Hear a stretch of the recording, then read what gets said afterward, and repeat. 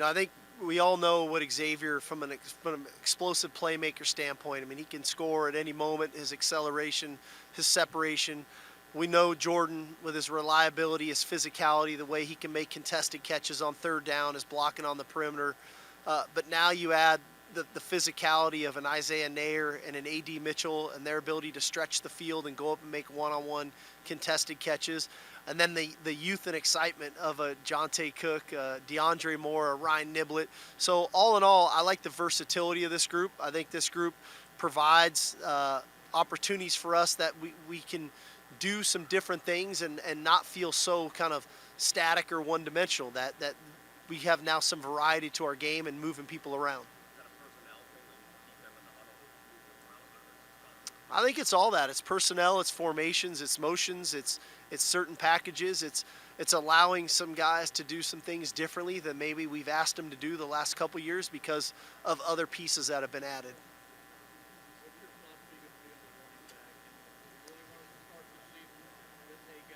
Um, I, you know, I'm trying to go into this thing with an open mind and let it play out a little bit more organically than being I need a bell cow or we're gonna have two or three guys.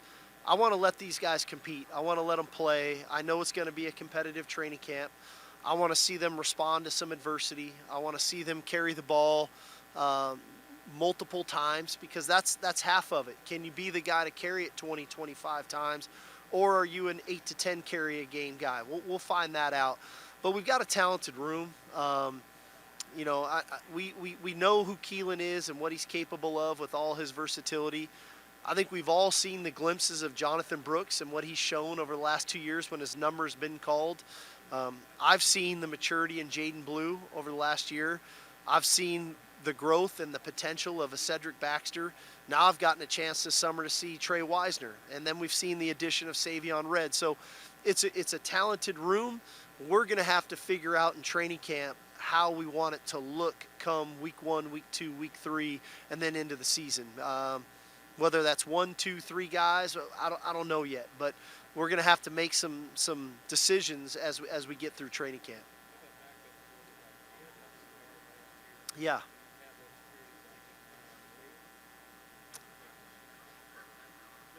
Yeah, it's another one, and that's the thing that I was remiss for saying up on stage that every year, every team, there's new challenges, there's new things you're faced with. Last year the running back room was, we didn't have to worry about it, right? Last year the quarterback room, the experience, we didn't have to worry about that. We had our other issues we had to be concerned with. This year the quarterback room is different in that, man, we feel really good about the starter. We're going to have a healthy competition for the backup quarterback job. And then we're going to have to look at how do we find ways to get these guys quality reps in game so that the first time if they have to go in the game isn't with the game on the line. And so there's a lot that goes into that. And we gotta make sure that we put them in some competitive situations in scrimmages and in practices in the build up to the season. I would love to. Yeah, I would love to. But again, that's in a perfect world, and we don't live in one, so we'll find out.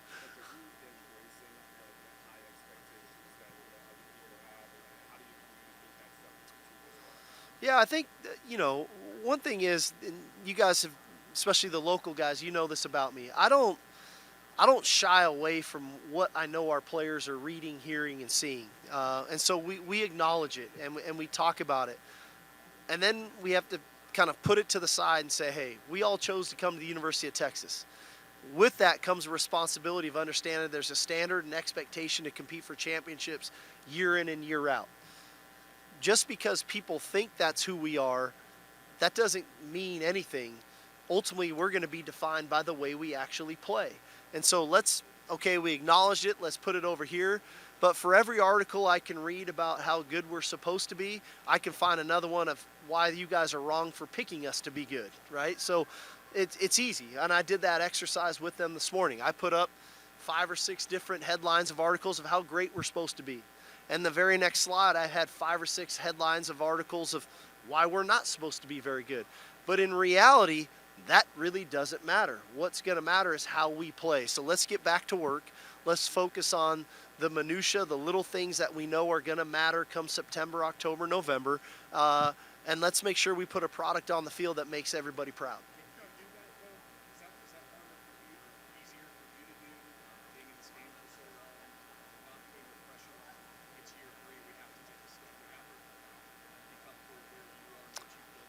I'm very comfortable with it. I knew this would be a process. I knew we were going to change schematically. I knew we were going to have a change philosophically from a player profile standpoint of what we were going to look for.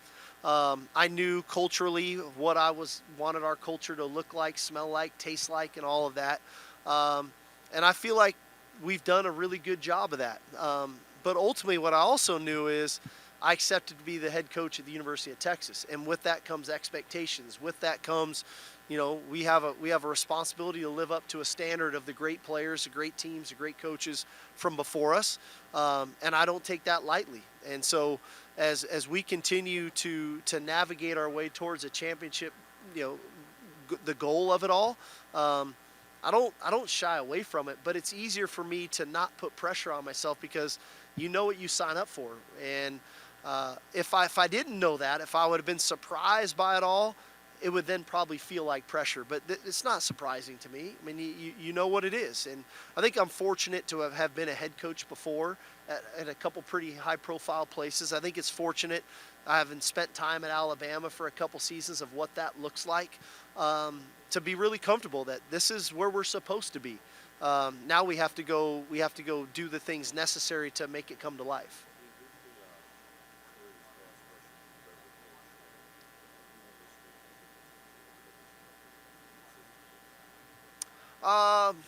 Man, the best pass rusher. Well, I mean, I saw Will Anderson as a true freshman, and I thought, man, that guy's going to be really good. That's why I nicknamed him the Terminator. He was wrecking us in practice. I coached Leonard Williams at USC, who was a fantastic player.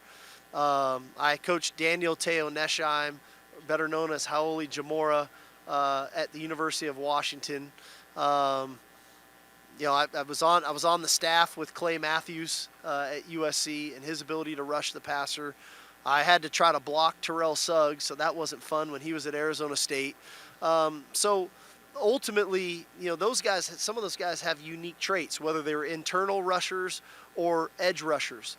I think our team has the potential for a few of those guys to step into that mold. I think Barron Sorrell's on the cusp of something unique. He had 5.5 sacks last year as a sophomore. I like what he brings. I like what Byron Murphy brings internally and his ability to rush the passer. I like what Anthony Hill brings in his versatility of rushing from the linebacker position, even coming off the edge. So inevitably, I've said this before, we led the country in quarterback pressures last year. Now we got to find a way to get them on the ground. And that's our job as coaches, to instill that on our players and the belief that we can get them on the ground. Yeah, that was not a lot of fun. Well, because I didn't think our tackles could. No, I'm just kidding.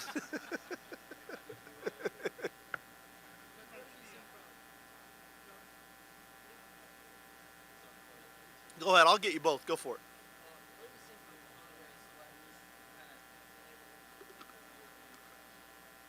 Well, what I've seen is maturity. When I first got here, I saw a younger player who was a little bit inconsistent in his approach to the game. And that ultimately, in turn, showed up in the way that he performed.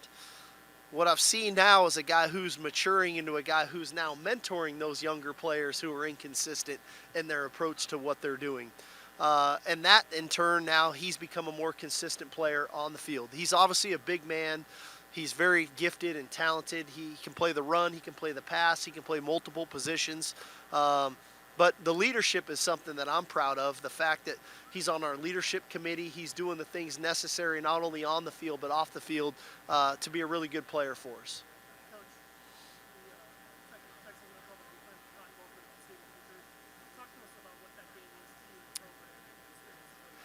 Yeah, I love the Red River Showdown. I love the Texas OU game. I think it is uniquely special. The fact that, it's in my opinion, it's the best setting in college football when you go to that Cotton Bowl and you see that stadium split in half. You come down that tunnel, and I'm surrounded by all OU fans. And as I come running out of that tunnel, I see a sea of burnt orange on the opposite side. I think about riding it on the bus at the state fair and what that just that scene of what that looks like. There's so many cool things about it. It's a special game and one that I'm humbled, I'm honored that I get to have a small piece in it.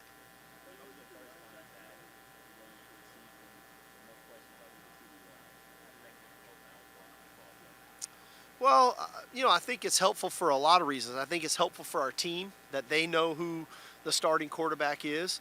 I think it's helpful for Quinn that he can continue to build his confidence and grow into the player that he is. Inevitably, like those are the things that concern me. That man, I can put my focus in some other areas with some position battles that I know are going to be tough ones to make the call on. But we feel very confident in Quinn and what he can do, and I think he's poised to have a great season.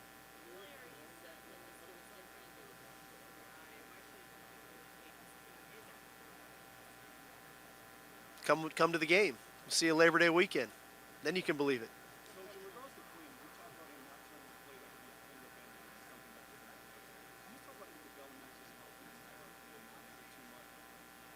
I'm sorry, I couldn't hear you very well.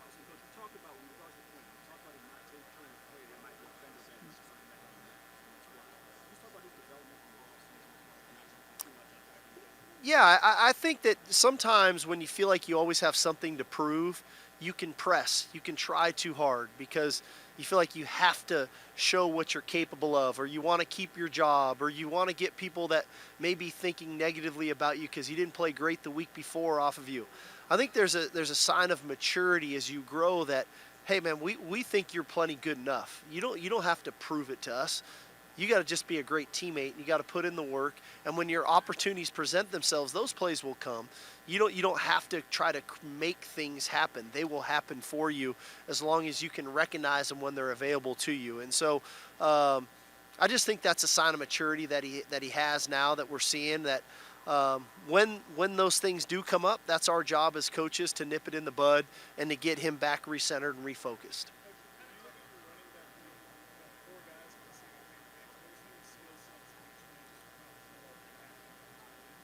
Yeah, I think Keelan, the versatility, his ability to make plays out of the backfield. He can line up all over the field.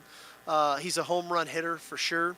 I think Jonathan Brooks, very natural runner. He's got a great feel for running the football, has the ability to break tackles in the open field and plays physical, probably plays bigger than his stature. I think Jaden Blue is a very shifty runner. Great receiving skills out of the backfield, very elusive in the open field, and again, home run hitter. I think Cedric Baxter is a big physical back. A guy who can absorb contact and maintain contact balance, and again is another good receiver out of the backfield. I mean, that's kind of a prerequisite for us. So I think all in all, we've got a good stable of guys back there. We're going to have to kind of assess it all because there's only so many carries in the game, and we got to make sure we're giving the right guys enough carries to be the players that we know they're capable of being.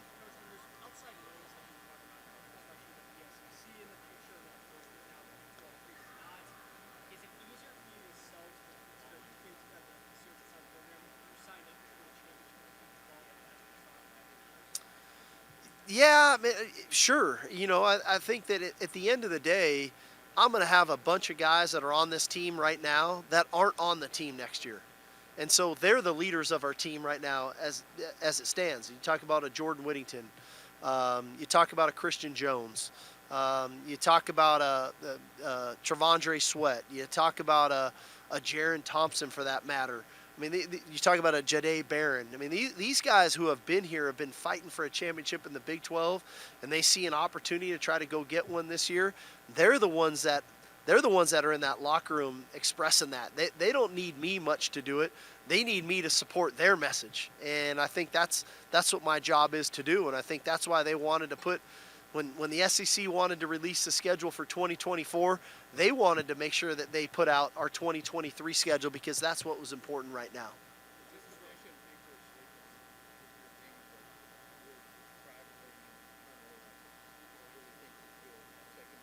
Yeah, I love our secondary. We've got a lot of depth in the secondary. I think the addition of Jalen Catalon is one that we're excited about.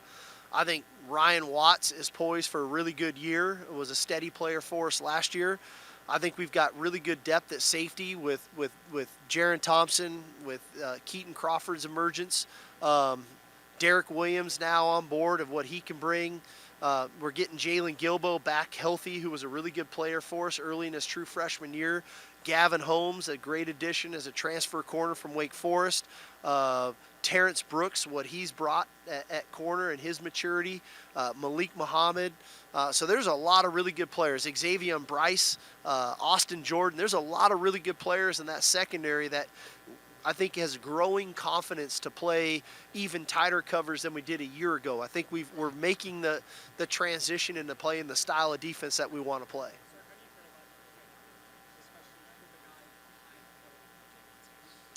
Well, Gunnar Helm played a bunch of football for us last year, and we feel good about him. I think Juan Davis is poised and ready to be a real contributor for us in year 3. I think Spencer Shannon is an incoming freshman who we like. I think Will Randall's going to be a good player for us. But in the end, we have an All-American at that position in JT Sanders. And so as much as I want those other guys to develop, I want to make sure JT Sanders is playing the brand of football that we think he can play. He made huge strides in year 2. He's a real factor in the passing game. He's very versatile. He's very smart. He's a really good leader on our team. He's very vocal. So I want to make sure we highlight him too.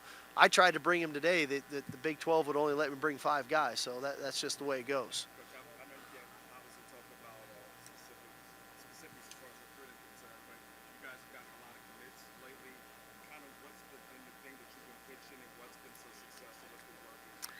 Well, I think that, we've kind of zeroed in on the players that we want. And sometimes it takes a little bit more time. We like to do our due diligence. We see the player on tape. Now it's the person, the character, the work ethic. Those are the things that we try to dive into. So our process might take a little longer than others. But we sell our team. We sell our culture. We sell our schemes. We sell the trajectory of our program. We sell the education at UT. We sell the city of Austin. There's so many cool things going on right now. But more importantly, we sell the trajectory of our program and something that they can be part of. And I think that we're recruiting the right types of people.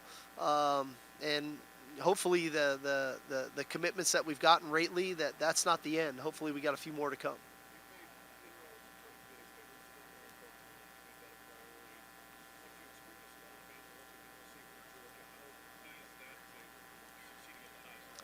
I think it's critical. You win football games up front, and it doesn't matter if it's Pee Wee football or in the NFL. You got to be good up front, and you got to be able to run it. You got to be able to throw it, and to do that, the offensive line is critical.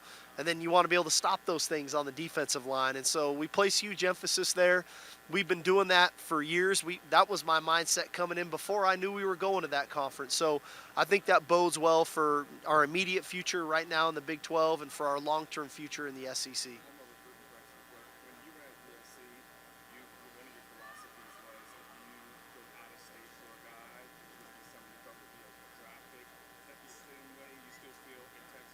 Yeah, for sure.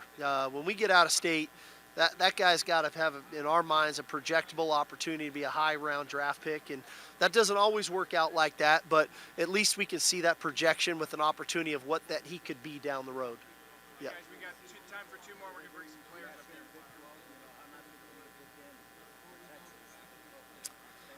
It would be awesome. We would love for that to happen. I know Longhorn Nation would love that. I know that I've gotten that from President Hartzell and Chris Delcani. So I think we would all love for that to happen. And we're going to do everything in our power to try to make that come to life.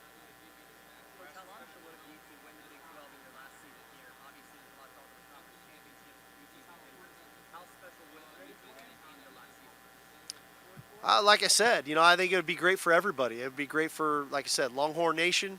I know it would be great for our players, that they would love that. And, at the end of the day, it's going to be competitive. It's going to be hard. It's going to be tough. But I think that we have a team that's capable of doing that. Now we have to make it happen. All right, y'all. Thank you. It's kind of just like, wow, I'm here. I grew up watching that game pretty much every single year. And to finally be a part of that, it was pretty special for me. So I just tried to take in as much as I could.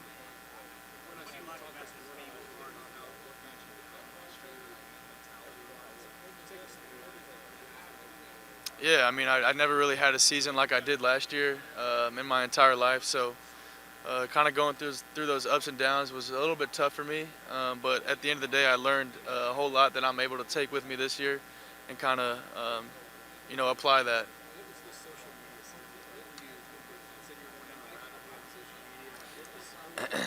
I mean, I would just kind of, I was focused on, all the stuff I was doing like great, instead of just focusing on what I needed to fix.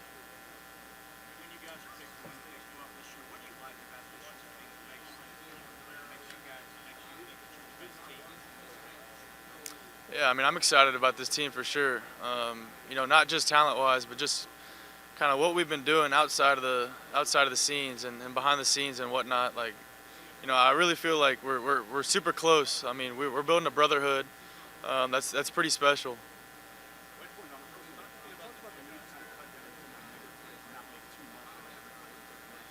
Yeah, for sure.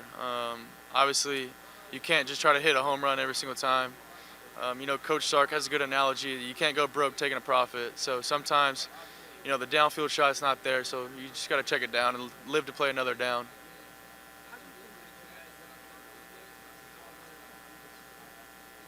Yeah, a lot of people think are expecting a lot of us, and we expect a lot of us as well. But we try to stay out of that and just kind of focus on the opinions inside the facility.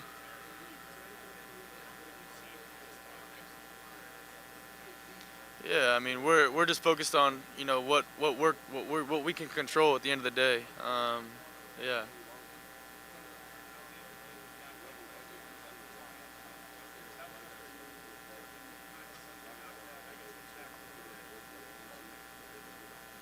Yeah, it's definitely tough whenever you play receiver and you have issues with your hands. It was unfortunate with the broken hand, but I couldn't be more excited for the future of him and that whole receiving crew.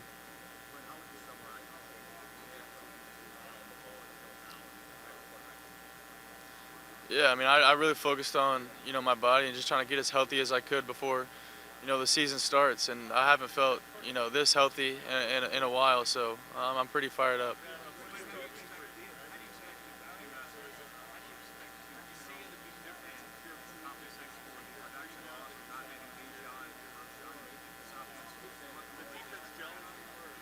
Yeah, I mean, it's going to be different when you don't have those guys who are veterans on the team like Bijan and Roshan.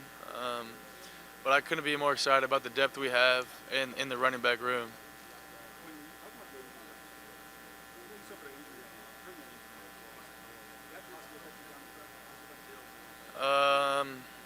I did have some issues. I had a double hernia surgery my junior year of high school, which ultimately I wasn't as stabilized through my hips as I wanted to be. But I feel like this offseason I've really focused on that and kind of stabilizing everything. And like I said, I haven't felt this good in a while. I don't like to play the what ifs, but I don't know for sure, but maybe, possibly.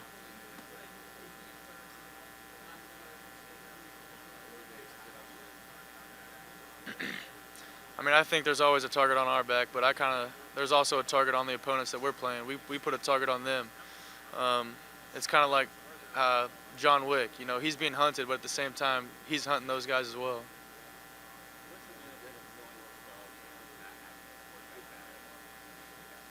Yeah, I mean, that's definitely huge. Makes me more comfortable, speaking up and that sort of deal. And I can be more focused on the small things and not trying to, win over that position.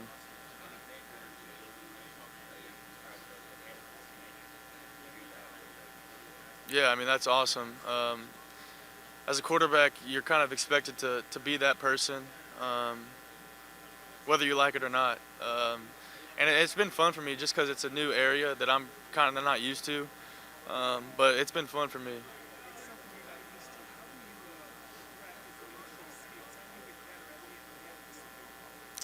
Man, I'm just going off instinct right now. Something I wouldn't have said last year. I'm just speaking from the heart, honestly. um, just rolling off instinct. I mean, they do a great job of. We have leadership council meetings that we kind of correlate and on what things that need to be changed or what we need to focus on, what we need to spend more time on.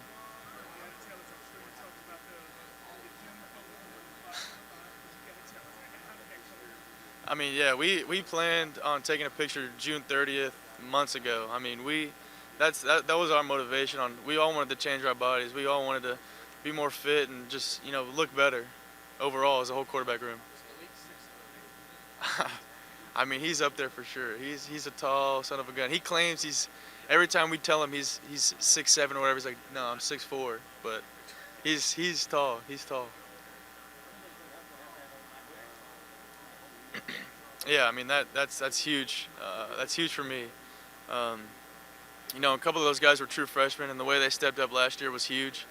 And like me, they're going into year 2 in the offense too. So I can only imagine how much more comfortable those guys will be in the offense. And they're held up great by our center Jake Majors, who has an unreal football IQ and understands defenses like no other, which ultimately makes my job a whole lot easier.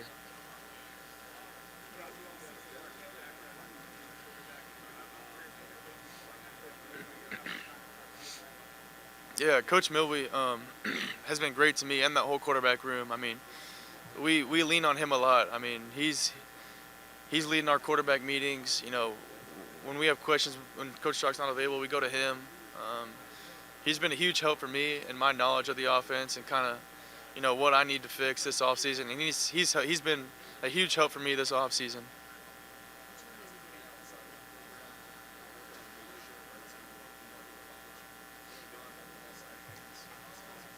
Say it again.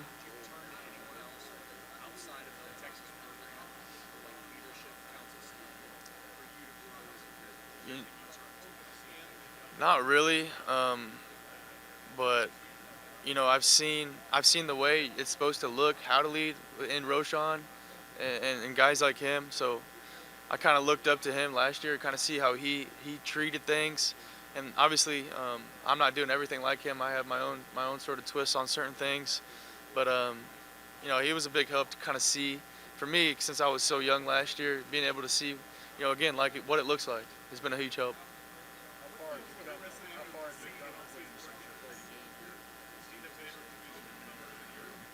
Yeah, I feel like I've come a long way. In high school, you're kind of just going out there and you're just playing football. But in college, it takes a whole lot more than just going out there and playing football. I mean, you got to put a whole lot of effort in during the week, for sure.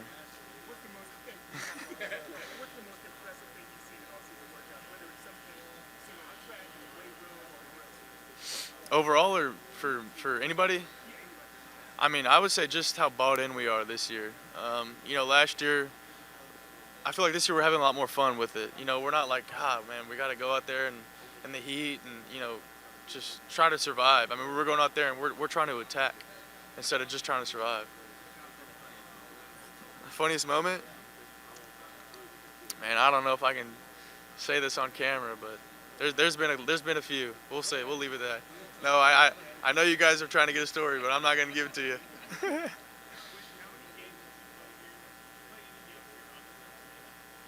Yeah, I played actually Byron Murphy, DeSoto, round 2 of my sophomore year. You can ask him about that, how it went.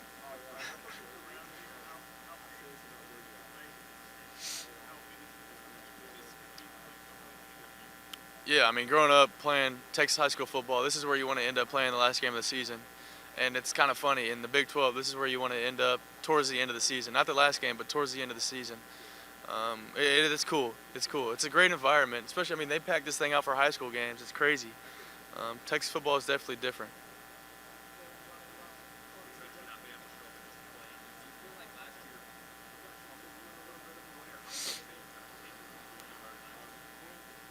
Yeah, I think that's a good way to put it, for sure. I mean, like you said, I learned a whole lot, about myself last year and really how much this sport means to me. It was definitely tough going through what we went through last year, but I'm not gonna say I'm glad I went through it, but it's kind of good that I did because it showed me what I need to be, for this team and for myself, and kind of how I need to approach things.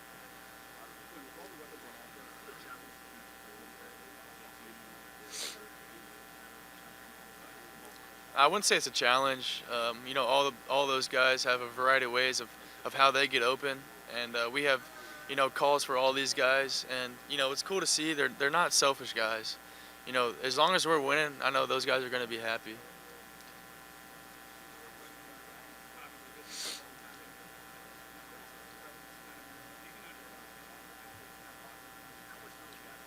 Yeah, I was like, please come back. I mean, we need you. Yeah, I was literally begging him. I was like, you got to come back. But I'm so glad he made the decision to come back. I mean, just having a guy like him to mentor some of these younger guys, these younger receivers. I mean, Jay Witt acts like a pro. He's been acting like a pro, and to have somebody on your team that acts the way he does is huge. I mean, he's a very mature guy, which is amazing to have on your team.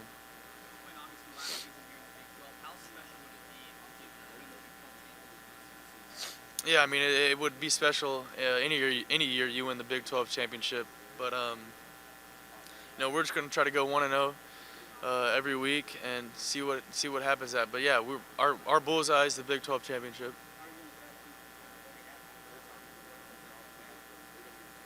Yeah, I mean, like I said, they're not selfish guys, but we have a variety of ways to get them the ball in space.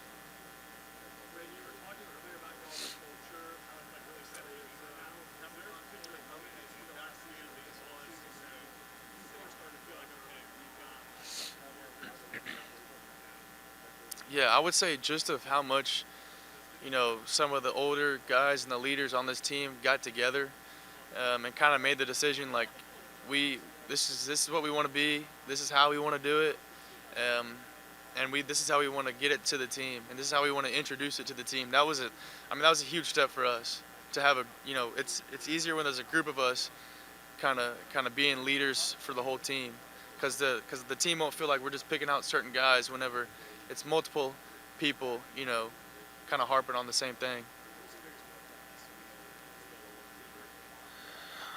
I mean, the theme that we're focusing on is, even if the person is wrong in that point in time, if the leader says, the wall is blue, but the wall is not blue, in that point in time, the wall is blue, and you can go talk to him after the fact, after the situation's done, but at that point in time, the wall is blue, even though if it's green or whatever.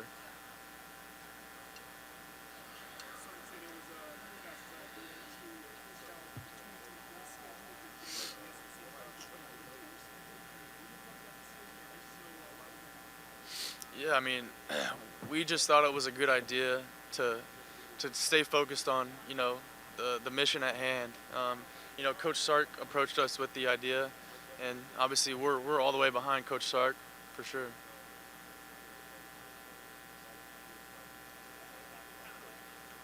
Good. Appreciate you guys. Yep.